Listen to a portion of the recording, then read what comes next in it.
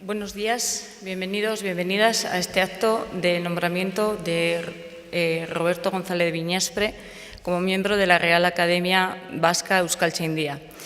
Tenemos el honor desde este ayuntamiento de que Roberto haya elegido nuestro municipio de Condado de Treviño para celebrar este acto de ingreso.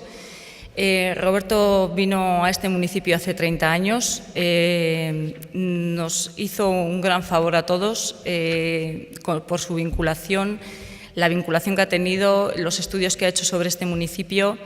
Le agradecemos muchísimo la participación que ha tenido con todos nosotros a través de todo lo que él ha estudiado y ha escrito sobre este municipio para darnos a conocer.